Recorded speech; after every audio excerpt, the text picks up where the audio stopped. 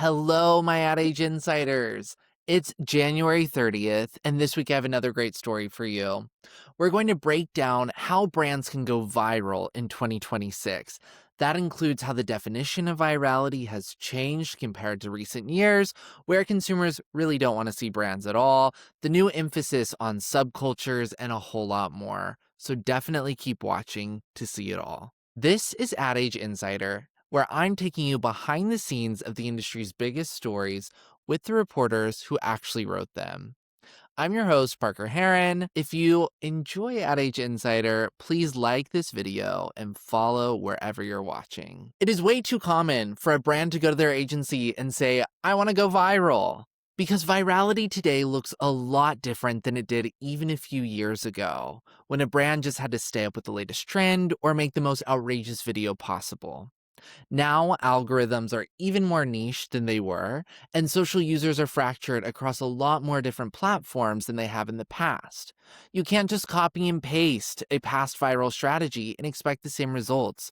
You might get called out. You might be called cringe. You don't want those things. Today, I'm going to be joined by Ad Age's influencer and social media reporter Gillian Follett, and we're going to dig all through the mindset shift brands need for their 2026 social strategies. That includes how success metrics have changed, the need to step back and let creators take the lead a little bit more. So let's dig in. Hey, Gillian, welcome back to the podcast. Hey, Parker, how's it going? Oh, I'm doing great. I'm trying to stay warm from this cold, Oh, chilly yeah. weather. What about you?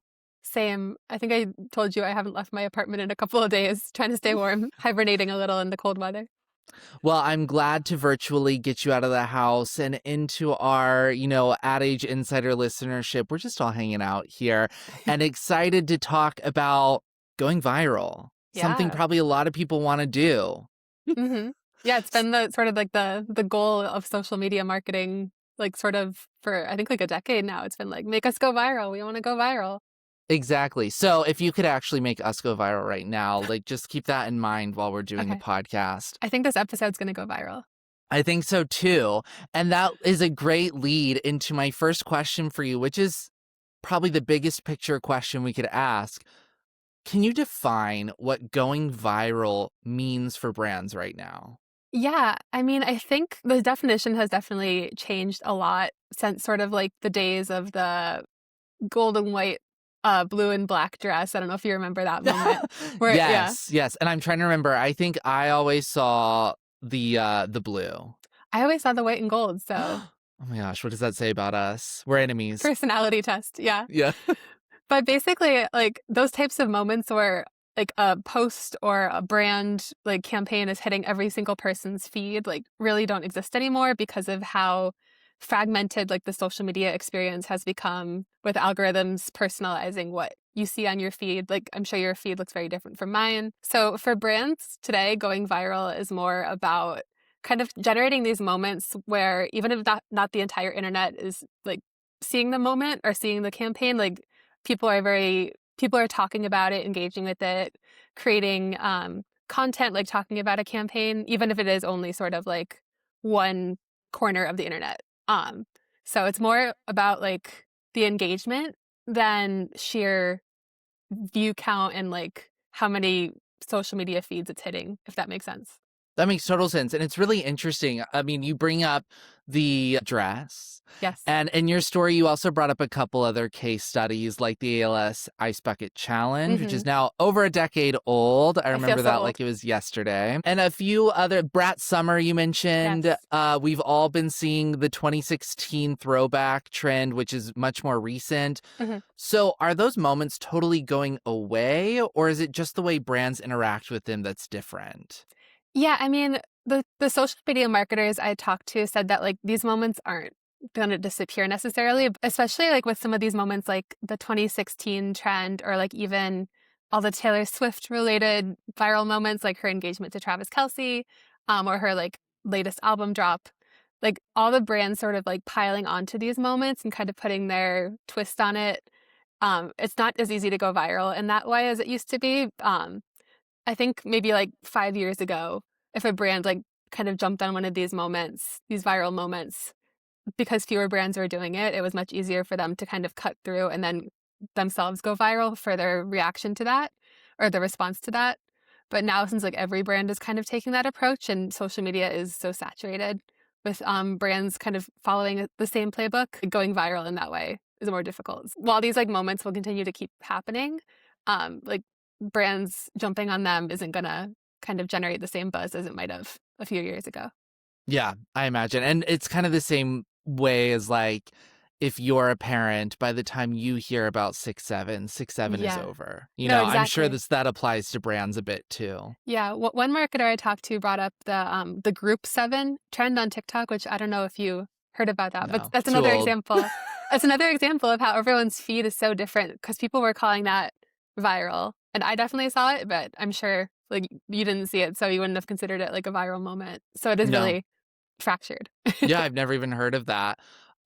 Before we kind of break down all of this and hear from you more on what brands should be thinking about, could be thinking about, I want to set a little bit of a like foundation here on when we talk about virality, like what is that right now? Mhm, What are the metrics we're looking at? You mentioned kind of reach in the past and that mhm. mass big number everybody was thinking about. Is that still what we're thinking about?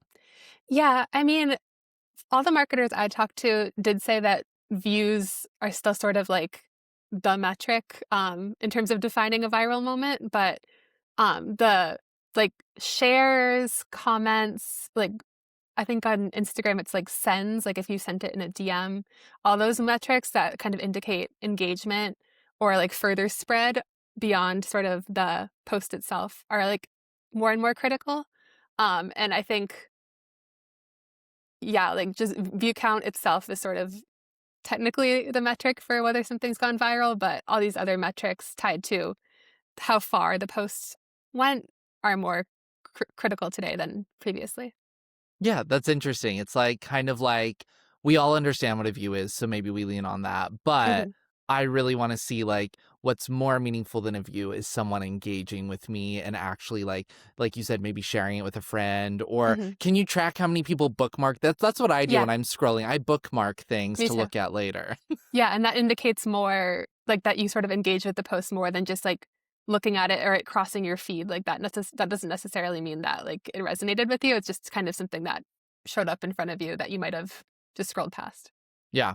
So now to dig into the weeds a little bit more, you mentioned something in the story you wrote about what virality looks like in 2026. I'll have that linked in the show notes. Everybody should go read it. It's really good. You mentioned that, if I'm a CMO Mhm. and I go to my agency and I say, I want to go viral, like that's something that still happens. That's Yeah. something that CMOs still task their agency with, even if the definition is changing. And so I'm wondering, if you're my agency, I'm the CMO, what's your response to that? How do you manage a CMO's expectations or set the groundwork for what viral might look like for them? Yeah, I think what one marketer told me that kind of stood out to me is the fact that like while virality like is like an indicator that you're getting attention as a brand, it isn't like the goal you should be aiming for.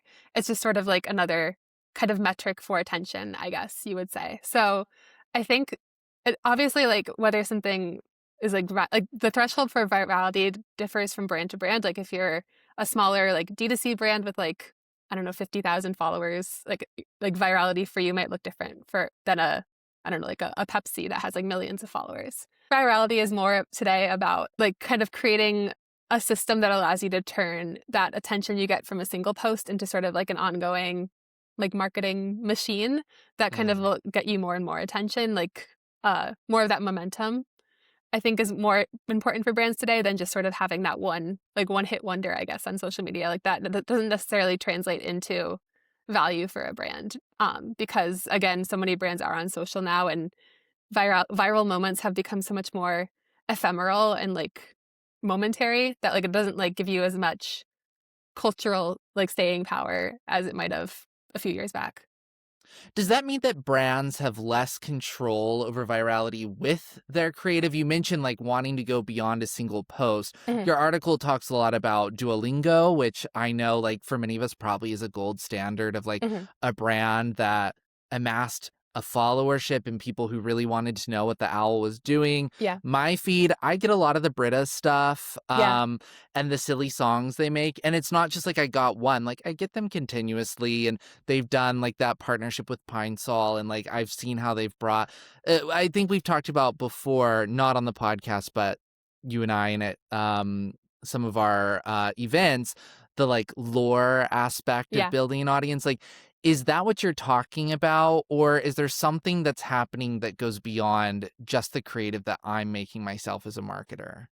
Yeah, I think increasingly viral moments are sort of being driven by the communities online and creators who like maybe make a video about a brand that then sort of sparks this larger conversation. Because again, like virality more and more depends on how like the volume of conversation, Hmm. rather than like how many people are seeing it. So I think a couple of like really good recent examples, like I think the two biggest viral moments of the year so far have been Dr. Pepper kind of tapping into a creator who made a just like a fun like homemade jingle about the brand that was sort of like playful and unserious, but like the creators community sort of rallied around them and was like, hey, we like Dr. Pepper, why aren't you working with them? Like, we want this to be a real commercial. And then Dr. Pepper did exactly that. So like they didn't like set out to achieve like a viral brand moment, but again, like because this conversation was sort of happening, they jumped on it. And then Hmm. another example is Top Golf. Someone left a comment like on like a random video about like a net collapsing at a Top Golf outside of Detroit. And he was like, my work Christmas party is going to happen there, so they better fix it before then because I want to have my party. And Topgolf like really leaned into that, posted several videos saying they were going to repair the net in time, sort of like documenting the process of them fixing it. And then they showed up at his party and kind of made it into this brand moment with like a photo op and like merch and all this stuff. So Mm. these were both, again, sort of set off by creators or just members of like the TikTok like community, like TikTok users. So it is, I think more and more virality is relying like on conversations that the brand isn't directly involved in, but then sort of joins in on in a way that kind of adds to the conversation versus just sort of like exploiting it. So what you're mentioning is like, one, you need to have a really good social listening operation in Hmm. place so that you know when those opportunities come up. But Absolutely. two, whether like Topgolf leaned in with their own social work there, Hmm. and Dr. Pepper pulled that into their own marketing, but the control of some of those Yeah. moments were not the brand's. So what does that mean for a brand's creator strategy? Is that overtaking like the classic social creative that brands are doing, or is there a new way that brands should be thinking about their creator strategy? Yeah.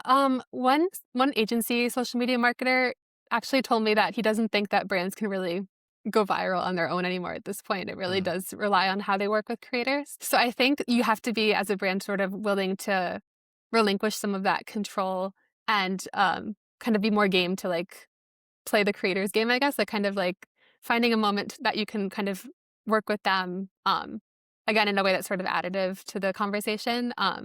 Like with the Dr. Pepper situation, they kind of like expanded it beyond just the TikTok moment and made it into an actual TV commercial and like licensed the creator's song. So I think you kind of have to find a way in that isn't gonna kind of like make people be like, boo, there's a brand here. Like you kind of want to be one of the members of the community kind of. Another example I think is the Jet 2 holiday trend last year. I'm Oh sure you my saw that one. gosh.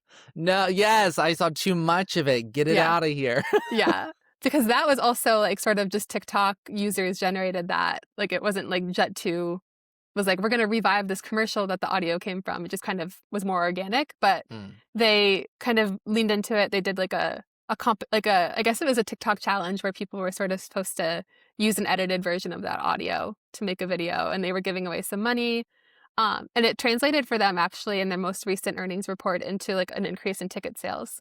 Wow. So like, sometimes like being willing to lean into these moments, and not like try to like be like, okay, you guys have to stop because we didn't say we wanted this to happen. You know, like you can't like try to limit it. Um, it can translate into business impacts, if you respond correctly. Yeah. I'm wondering on this same thread, we talked a minute ago about the 2016 throwback trend, and Mhm. you mentioned a lot of brands jumped on that, and probably Yeah. a lot got lost in the scurry and scramble to be a brand participating in social trends like a good brand should, air Mhm. quotes. Um, Part of that trend that you noted in your coverage of it was that 2016 was a time when you saw less brands on your feed, and maybe it Yes. felt a little more wonderful to be seeing your friends and family and have a little bit more of simple life on social media. Is there anything that brands should be reading into that about how little or maybe engaging less on social media? Like, is there any sense that social users don't want brands and it's just like on the way out? Well, I mean, I don't think brands are ever gonna, like, leave social media en masse anytime soon, but I think, like I said in my article, like, I think brands can be showing up differently on social or showing up on different platforms they may not be, like, as present on right now. Like, I know Substack is a big one. A lot of brands are kind of going deep with these smaller, like, subcultures or communities around their brand versus kind of trying to spread out their brand across, like, a giant audience. It's more about kind of finding these communities that make sense for the brand to be part of and, like, going deep and engaging with that community. So I think that's one piece. And then these social moments that might expand or extend beyond just social media, like more sort of like in-person gatherings, experiential moments. Consumers are really craving those, especially Gen Z and Gen Alpha as they're kind of hitting their teenage years. So I think it's being more, I mean, I'm sure brands were already doing this, but being more intentional and like about what you're posting on social and rather than just sort of jumping on every trending conversation you see. You mentioned subcultures, and I want to take a dip in that pool real fast. First, I mean, just what is a subculture? You mentioned your feed looks probably different than mine. Like, are we parts of subcultures? What is that? Yeah, subcultures I think are sort of these little pockets or like communities online that are sort of like oriented around a common interest or like common topic. So like there's all those like TikTok communities you've probably heard of, like Book Talk or like all those like corners of the internet that are focused on the same interests. So I think they can get more granular than that. Like it could be like the romantasy, like romantic Mm. fantasy genre is sort of its own subculture. Brands can find like these different like communities that align with maybe the interests of the audience they're like trying to reach, like their target audience, or other like cultures or subcultures or communities online that align with their brand. So social media has become so splintered into all these different groups that people are kind of finding, or I think at least for me and maybe for you, like I kind of consume social media now in terms of like these different interests that I have. So like I follow a bunch of like crafting TikTokers or like book talkers and stuff like that, rather than just kind of like it's sort of this idea of like curating your algorithm to the kind of things you want to see. What I'm wondering is some of these things that you're mentioning, they're not new. Book Talk has Mm, been like a big thing for years and years. yeah. Is there a new way that brands should be thinking about how that influences their viral strategy or social Mm. strategy where they want to go viral? Yeah. One marketer who I talked to for the story mentioned this. He brought up this idea of like fractured virality. So, sort of tapping into a few different subcultures. And in that way, like if you kind of go viral or gain attention in multiple different subcultures, it's sort of like they've all kind of like coalesce into like this one sort of like viral moment potentially for your Mm. brand. If like if all these different people with different interests are talking about your brand, it's sort of, I don't know if manufacturing virality is the right word, but it's sort of like allowing that to potentially happen. So that's one piece. And then also we're seeing TikTok and Instagram specifically have rolled out these new features to allow users to have more control over their feeds. So even though these feeds are already like algorithmically curated for them based on their scrolling habits, now they're able to kind of indicate what topics specifically they want to see more or less of.